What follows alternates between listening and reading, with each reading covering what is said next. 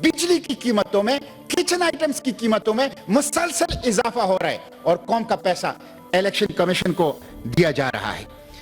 Mister chairman, ये अजीब गरीब हुकूमत थी जिसमें हुकूमत पहले बनी, वजीर आजम का तयन पहले हुआ और जिसमें ऐलान किया गया कि हमारी बात हो गई है और फिर उसी के लिए इलेक्शन का इनेकाद किया गया।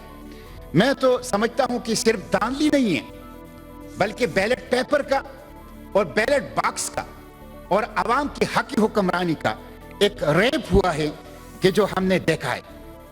इलेक्शन के दिन आप देखें, इलेक्शन के दिन आपने मोबाइल सर्विस बंद कर दी, आपने इंटरनेट सर्विस बंद कर दी, उसी वक्त पता चल गया कि इलेक्शन फ्री, फेयर और ट्रांसपेरेंट नहीं है। और गुज़िश्ता 3 दिनों से ट्विटर जो सोशल मीडिया प्लेटफॉर्म है वो बंद है।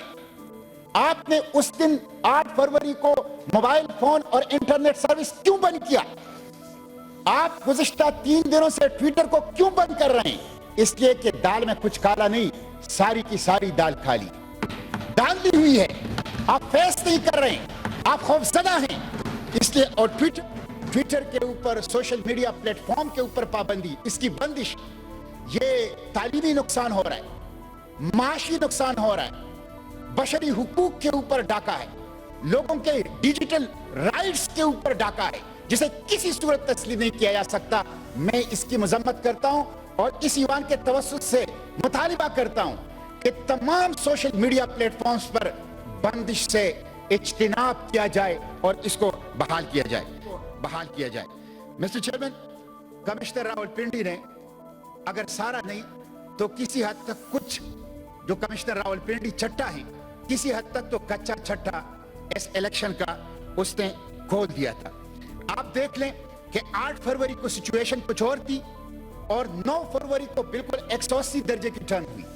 कराची के अंदर आप देख लें, हमारे कराची के अमीर हाफिज नईमुर रहमान जब 5-6 कौमी असम्बलियों के ऊपर उन्होंने एहतजाज शुरू कर दिया तो एक ऐसे हल्के से जहां से वो जीते ही नहीं थे उनको जितवा दिया गया।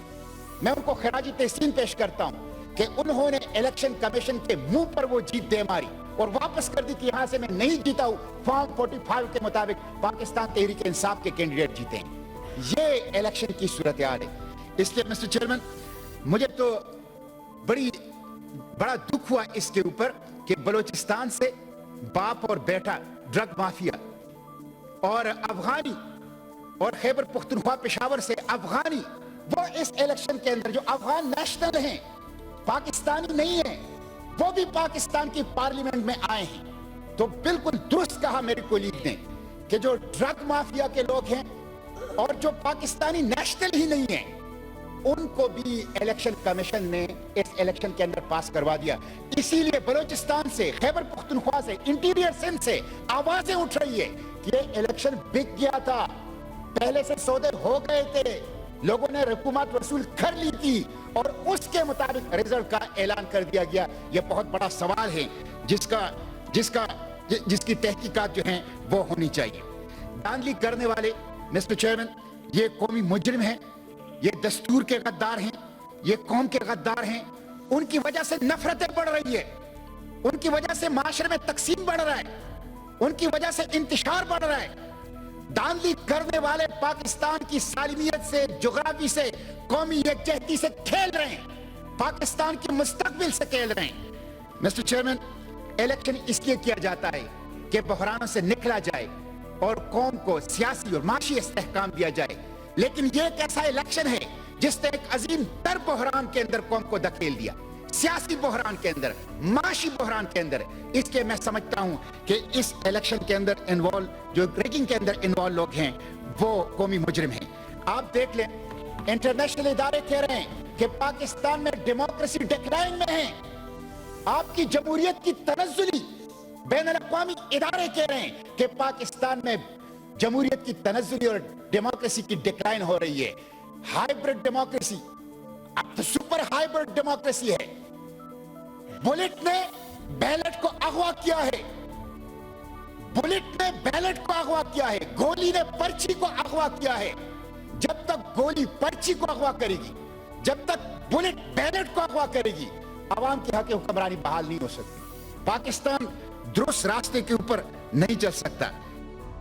خیبر پختونخوا کو، پنجاب اور سندھ کو، نوجوانوں کو، اس پاکستان کو آپ کیا پیغام دیں کہ چند سرکاری افسر، چند سرکاری نوکر وہ بند دروازوں کے اندر بیٹھ کے 25 کروڑ عوام کا فیصلہ کریں گے؟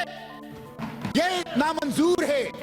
یہ قوم، اس قوم نے برطانوی استعمار کی غلامی سے آزادی اس لیے حاصل نہیں کی تھی کہ یہ چند سرکاری نوکروں کی غلام بن جائے اور وہ بند دروازوں کے پیچھے 25 کروڑ عوام کو غلام بنا کے ان کی قسمت کا فیصلہ کریں. یہ دور گزر چکا ہے. اب آزادی کا دور ہے. لوگ جان چکے ہیں کہ حکمرانی ہمارا حق ہے اور ہم اپنے اس حق کے لیے ہر حد تک جانے کی کوشش کریں گے. اس لیے مسٹر چیئرمین، میں ایک دفعہ پھر حکومت سے مطالبہ کرتا ہوں، میں اس ایوان کے توسط سے، آپ کی توسط سے مطالبہ کرتا ہوں کہ الیکشن کمیشن معافی مانگے، چیف الیکشن کمشنر مستعفی ہو، ان کے خلاف آرٹیکل 6 کی کارروائی کی جائے.